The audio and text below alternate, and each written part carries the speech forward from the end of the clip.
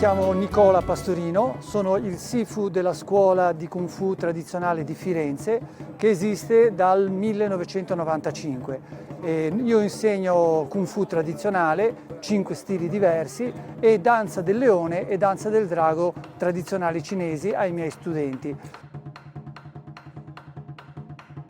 Sono andato a studiare nelle scuole di Foshan, vicino a Canton, e siamo andati a studiare proprio anche la danza del drago nelle scuole dei professionisti. Io quando l'ho visto mi sono innamorato dell'arte, della musica, della coreografia e del contenuto filosofico che c'è dietro e dell'arte marziale. E poi ho portato questa tradizione della danza del drago aggiungendola a quella del leone che aveva già portato il nostro maestro, e abbiamo iniziato a fare queste tradizioni in tutte le feste e manifestazioni. Dentro alla danza del drago e dentro alla danza del leone c'è un grande contenuto psicologico, filosofico, culturale, per cui oltre che essere uno sport molto faticoso e utile da imparare, è anche ricco dal punto di vista mentale, psicologico.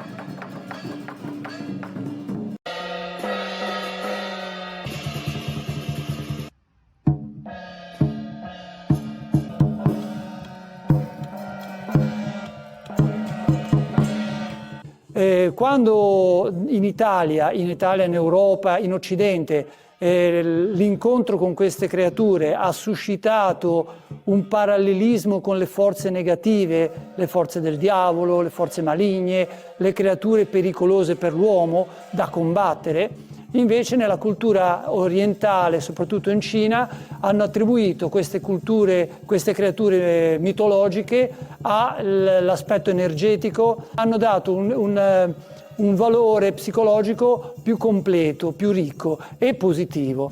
E per questo il contenuto che c'è all'interno della figura del drago per noi è molto importante. Rappresenta l'energia dell'uomo, il Qi, rappresenta la cultura cinese e rappresenta lo spirito, quello che un praticante di Kung Fu genera, costruisce per evolversi e migliorare nella sua ricerca, nella sua vita. Xin Nian Dai Lo, Long Nian Dai Ji.